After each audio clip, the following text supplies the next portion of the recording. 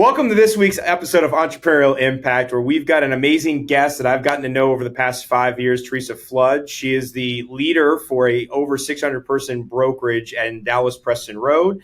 And I think the one piece, though, I've got a little bit more of a critical thinking, black hat type of personality. And when you look at leadership, I believe that belief is transferable. And one of the things that I see in other leaders that when I don't have something, it's really magnifying of how other people have success. And the beauty of being able to get to know Theresa over the past couple of years is this optimism. No matter what comes across. Now, Theresa's got some sarcasm that's absolutely funny. When she throws a dagger, she throws a dagger. So don't get it twisted on that smile. But my point being is that the optimism is really what radiates from Theresa. And I do believe it's an X factor and a reason for a lot of her success inside of running that massive brokerage in Dallas. So Theresa, I'd love for you to just kind of what's your story, and then really go dive into this, for everybody tuning in, about how you've used your optimism to really inspire growth and those people around you as far as a leader goes. So, what's your story? Well, thank you for having me on, number one. And you are actually wearing a black hat. So I thought that was just really a great visualization here. I don't have my unicorns and rainbows behind me, but if you want to, throw that on the screen, we could have it real literal. But anyway, thank you for having me on. Just excited and have so much respect for your leadership and what you have built and accomplished.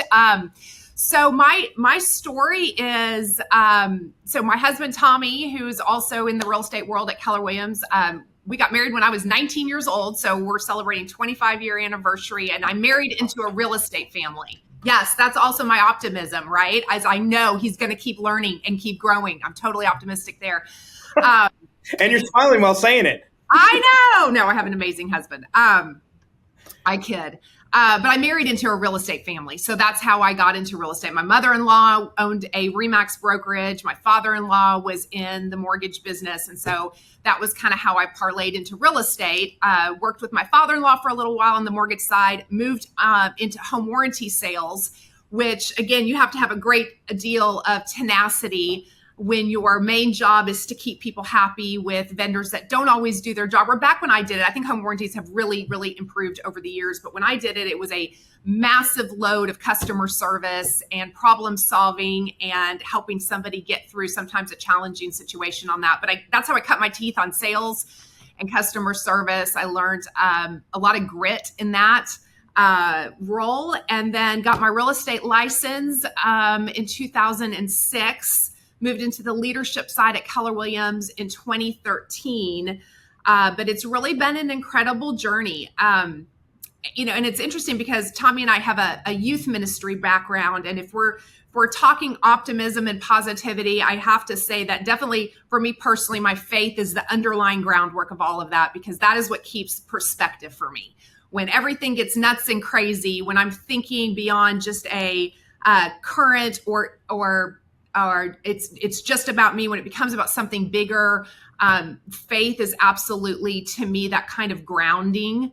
And it always has been for how I view the world, how I view my future, how I view other people. All of that really is a huge piece of it. But my growth at Keller Williams, I think there has been a new understanding just of accountability. And I think that for me, when we live in an accountable place, that is really what enables us to focus on the things that we can control versus the things that we can't control. So that, I think, has been such a journey in my last really 10 years of understanding just the difference between, because I think really when we get negative now, and I wanted to say the difference because I'm going to defend you a little bit, Joe Martin. Don't let him off that easy. No, but this is important because I think sometimes people view skepticism or being a realist or looking at facts as negativity.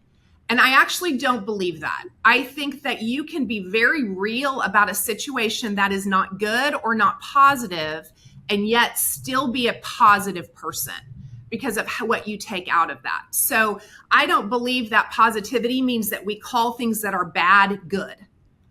Well, I think that can be an enormous mistake. I think it's that we can look at it and go, I can see how I can make good out of this, or I can become better because of this, or I can find opportunity in this. So actually that questioning, skepticism, black hat, if you will, I think is hugely important, especially in business, because if nobody's asking the questions about what could be a pitfall or what could go wrong, we can be in a really bad spot. So I would just like to say, I don't know necessarily that skepticism means negativity. So you can. I get it. Blind faith is. I was going to look at and ask you, like, hey, how do you differentiate between authentic positivity, and forced optimism? I just made my own word. Just made my own word there. Authorism. But you kind of took care of that very eloquently for Joe, because I appreciate it. But I think that there is a real challenge for a lot of times for people to stay authentic and positive and real, right? Because there is a false narrative that gets told, or we tell ourselves that, like, hey, I have to show up a certain way, right? But it's too easy to see through that, right? So I think the realistic nature that Joe was referencing for himself, there's passion in realism and authenticism, but it's so much more about that when it comes to the presentation in what you're delivering. Yeah. Well, and I think it's what you choose to focus on in that. Right. Yeah. So are we going to focus on, we're going to look at maybe a situation that is not good, not positive, maybe harm is coming out of it. There's a lot of bad things that happen in this world that are definitely not positive. And I think it's wrong to call those things positive. And how do we look in that situation and find where we can go? What is the vision for the future? What is our growth opportunity? How do we overcome this? And when we focus on those things, I think that's where the authenticity comes. So, I mean, I am a flawed human being. To be authentic, I don't have to tell anybody my flaws. They're very aware of them. You know, I think sometimes we try to be fake. We're not fooling anybody. People know all of that. And so I think it's being authentic when we struggle, but being authentically somebody who's committed to going past it, and being authentically somebody who's committed to being accountable for the outcome, and authentically committed to our own personal growth.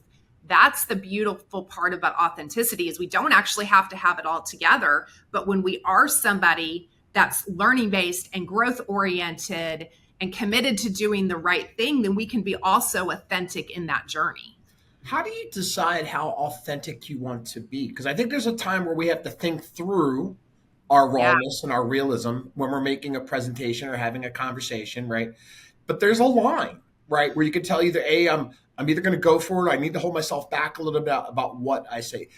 Where does that live in how you express yourself? That's a great question. I think I'm naturally more of a filtered person, meaning I'm a little bit more calculated about what I share or what I say naturally. So sometimes I actually have to push myself to be more open, right? As opposed to some people could be the other side of the spectrum. Neither are good or bad, right or wrong. Yeah. But I think as the leader, you're always looking and being intentional about your people. Is my sharing this going to help somebody else because they can identify, they can relate, they can be empowered by this? Or am I sharing this to get something off my chest, or to make myself appear a certain way, or to give excuses in front of my team, right? So is my sharing and my vulnerability and my authenticity for the good of somebody else? And I think when it is, and it becomes intentional in that way, that's where it becomes incredibly powerful. You know, I think when you think about the audience or who's in the room, right? Yeah. There's sometimes when we tell stories and we bring the passion, right? But is the passion appropriate to the narrative, or is it validation to ourselves about what we're trying to convince the audience of? Yeah, I think that's an interesting point, because again, it has to be, nobody wants fake cheerleading. Right. And I don't think positivity could be fake cheerleading. But when you really believe in where you're headed as a leader, or where your organization is headed, and and you do buy in and believe in that, then it's more than just cheerleading, right? It is vision, because vision is about seeing what's not there. And then going and figuring out, how do I create that in my team or my company or my business, in the people that I'm leading. And so I don't think anybody is looking to create a negative vision of the future. Well, the future is tricky, right? The future is tricky. And when we're talking about things like that, when we're trying to maintain positivity and real, I mean, we can keep interchanging them, but then where does vulnerability come in play?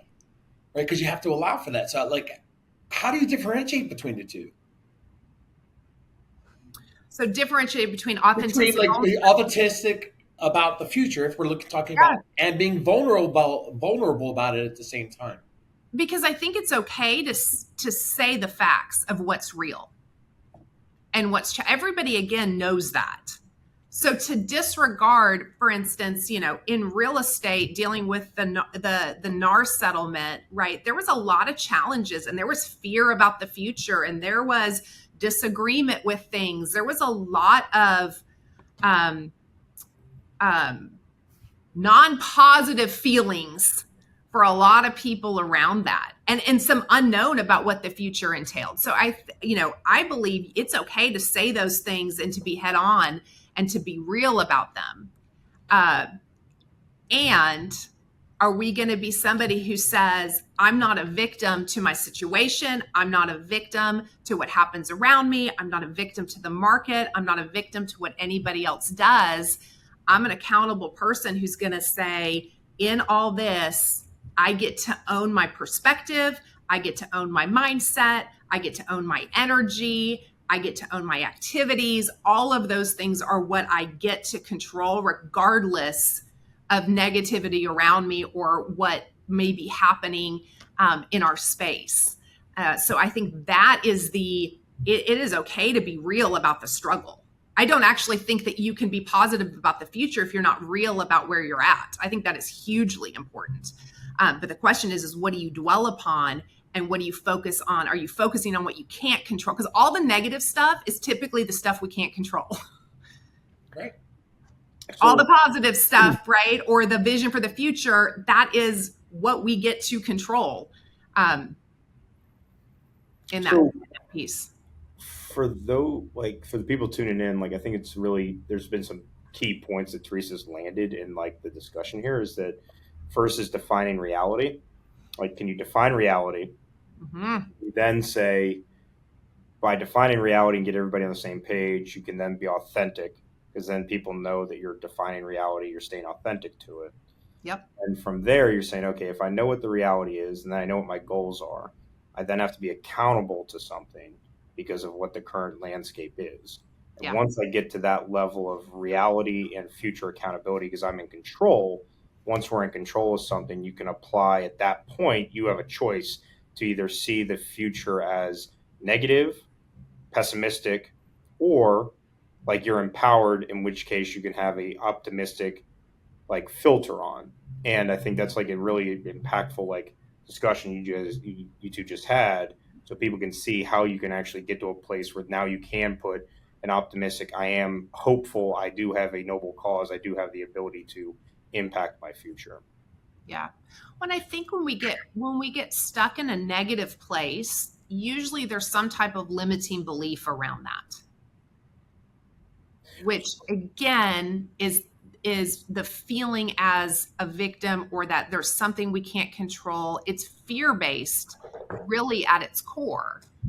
And so being honest about those things and pushing and moving past them, I think limiting beliefs, Mo Anderson was teaching Quantum Leap here in our region. So if you're not in the Keller Williams world, she's like the mother of culture at Keller Williams, and incredibly successful, 80 some years old, teaching on Quantum Leap. And one of the things she said, almost in passing, that I have just thought about consistently since she said it, and she said, the more successful you become, the more and bigger your limiting beliefs are. And when she first said that, I was like, well, that's really discouraging. Thanks. And the more I've thought about it, I do believe that is so true, because you are the higher you climb, the farther the fall. Yeah. So you're looking down going, I have more to lose. I have the financial stakes are higher. I have more people counting on me, more lives depending on me. There is bigger things at stake as we grow in that entrepreneurial and leadership journey. And so the limiting beliefs, or we can say the negativity, internal negativity, is actually a lot of times going to be bigger. And what we hope we've done in our growth journey is get better at identifying them, replacing them, not allowing those to define us, not allowing those to hold us back. I have some new things that I'm doing, and I've told Tommy many times, he's kind of tired of hearing of it. I'm very in my head over this. I have some really limiting beliefs that I didn't know I had that are flaring up on me. And what I also know is that's because I'm putting myself in uncomfortable situations that I haven't done before. And sometimes the reason we're not encountering those limiting beliefs is we're just in such a comfortable place. We're not even having to deal with those. But when we put ourselves in a place of growth, that is going to be a part of it. But the question is then do I have the tools and the tenacity to push past those and to move past the fear?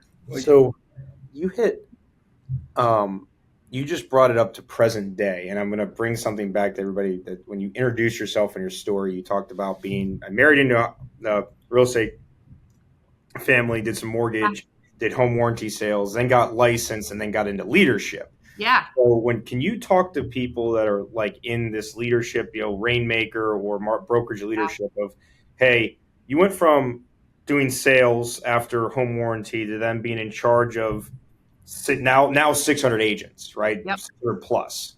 How do you handle the challenges? Like you just brought up about Mo Anderson, the bigger you get, the more challenges you have and all that. How do you handle your current environment with 600 people and still be able to maintain positive sense of the future to inspire those around you that while it might be hard now, there is hope on the other side? Yeah. I think that is a daily commitment to renewing your mind. Mm-hmm. Tell me more. What does that mean? How does that show up for me? I'm fundamentally a huge believer that all success happens inside to outside.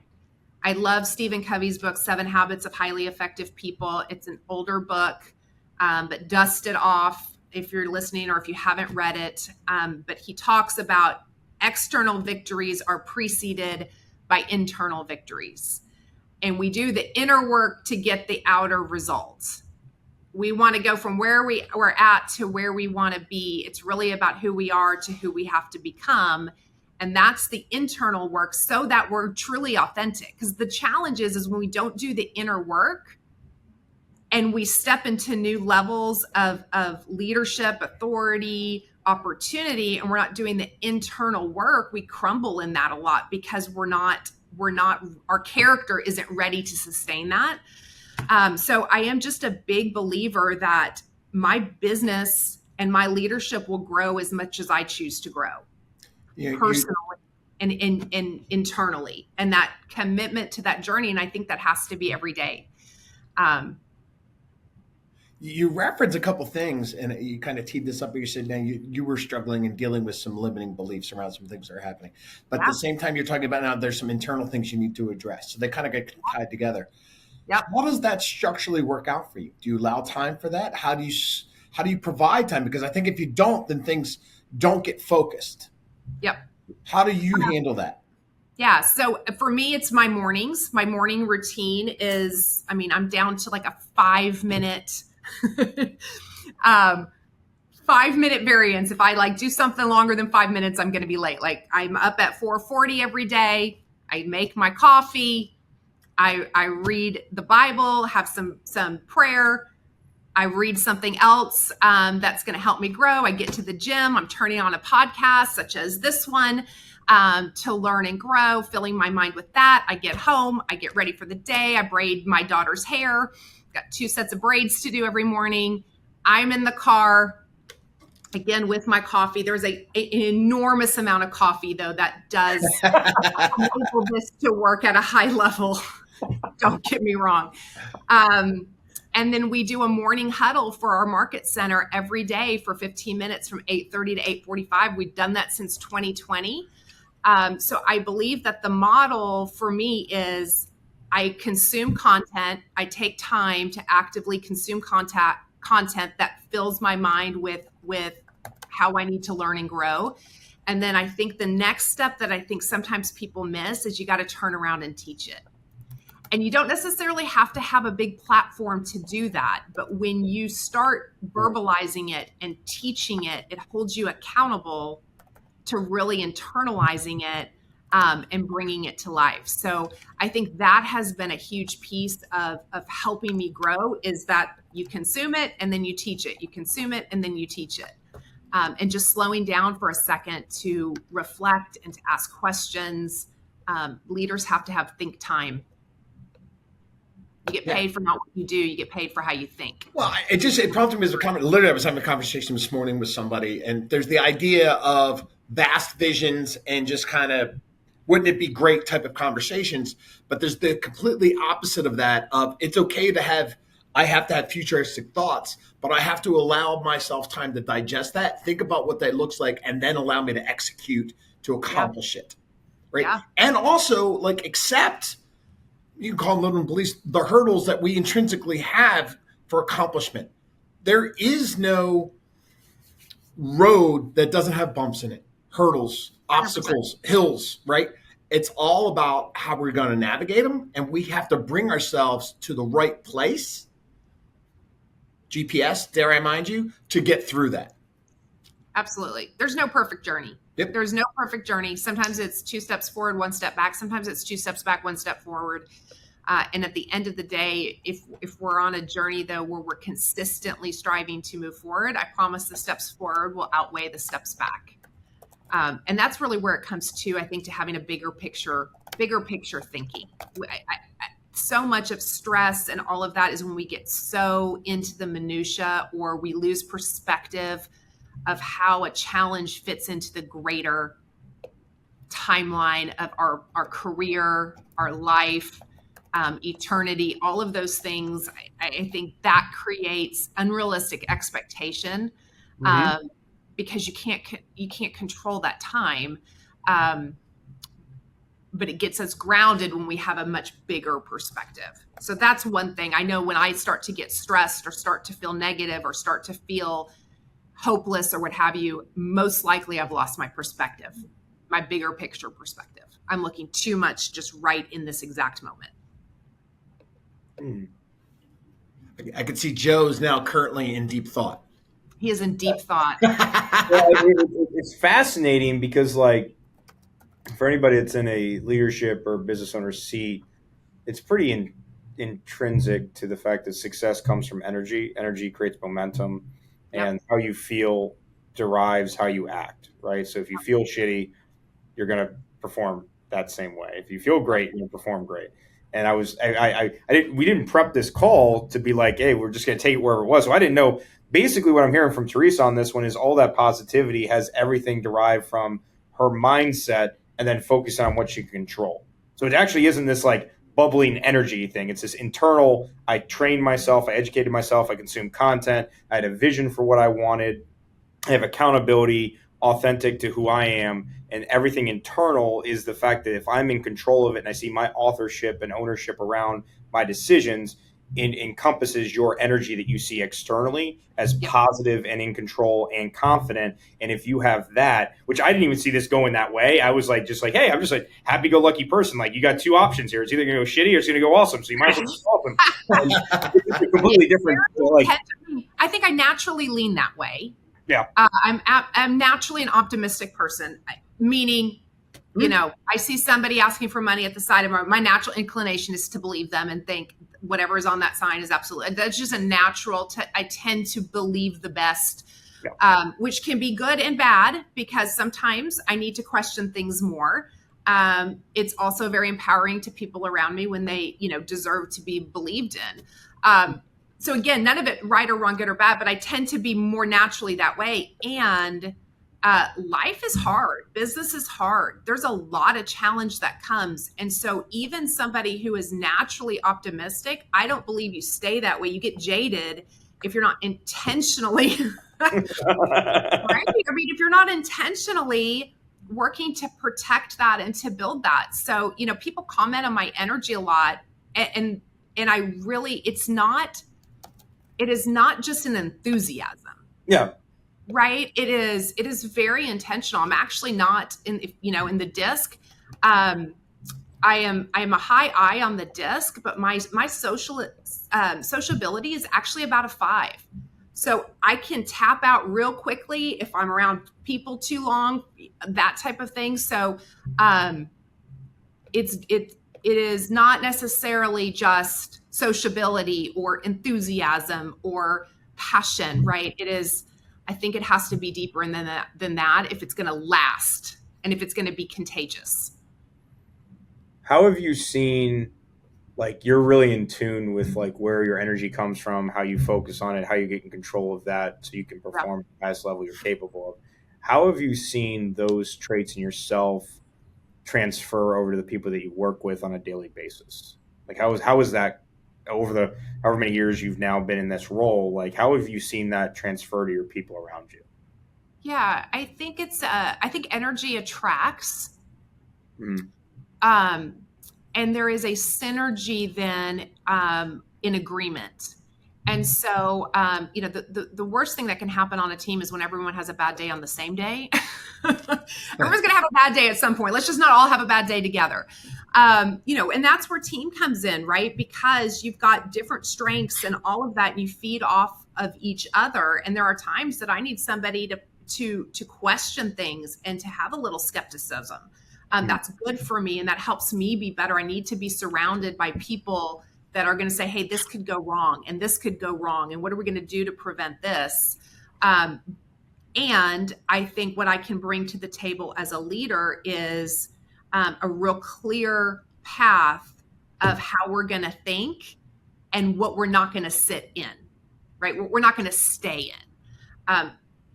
Everybody has negative thoughts. Everybody has limiting beliefs. Everybody has a bad day. Yeah. How do we just keep it to where it's one bad day, not a week? It's a week, not a month, right? And we're moving through the stuff. And if all else fails, you turn on Chumbawamba. Well, seems to be going down that path, but okay. If you hear Chumbawamba on our huddle in the morning, okay, Theresa had a bad day and she's in a little pick-me-up. Does Joe know that song? That's the question first and foremost. Yes, I am the one-hit wonder. Yes, I am. Okay, all right, just checking. But I think what's cool to use a different way to look at it, the first thing that came to my head was like, there's a standard that you hold your team to when it comes to their mindset. And that seems like really clinical in what I'm saying. But hey, it's like, hey, you can have a bad day, but you're not going to have a bad week. And we're going to figure out a pattern interrupt. And that's just a standard of accountability on the team, is that I'm not going to allow you, because I care enough for you being on my team, that like I'm not going to let you have more than one bad day in a row, because that's just not okay, right? So to close up, Theresa, if you were to give one thing to the people listening to take away when it comes to positive like vision, right, and energy on running a team, what would that be? I think it's invest in yourself every day. Invest in the internal work in your own mindset every single day. Don't wait for a conference to happen twice a year, right, where you get reprogrammed. It doesn't have to be a lot of time, but be intentional about investing in yourself and what you need for your energy to be good. And it's not always, sometimes it's, working out and eating right and getting sleep. Like, all of those things matter to our mindset. You can't underestimate the importance of all of those things coming together. But I would just say consistency and commitment on a daily basis to that, and surround yourself with a community of people that are like-minded and are going to push you in that way. Because you just don't have to do this alone. People say leadership is lonely. And I would say if leadership is lonely, you're doing leadership the wrong way. I love being authentic. Go do leadership with people Be real, allow people in. There's a lot of people that can go on this journey with you. And that's really where beautiful things happen. Go find your tribe is what I'm hearing there. And also the fact that she's saying about invest in yourself. One way you can invest in yourself is give us a like and give us a follow for Entrepreneurial Impact, as we drop episodes every week on how to invest in yourself. Yes. And soon enough, Theresa will also have her own podcast, so we'll promote that one as well. So if you want to invest in yourself, like she's saying, is the one thing to do for your positive leadership, listen and tune into her podcast. It'll be coming in shortly. Be looking for the upside with Theresa Flood coming soon. Precisely. So, Theresa, I just want to say thank you for taking your time out of your busy week to come on this episode and pour into our listeners. I really appreciate it. I know it's an uplifting thing for me when I get on these calls with you. And I know that you're the one person that brings me a lot of joy in the fact that you check Tommy, your wonderful husband, on a regular basis. And that brings me so much joy and positivity in my life. So I just want to say thank you for your time and joining us on Entrepreneurial. Absolutely. Thank you guys for having me. This was a super fun conversation. I appreciate y'all.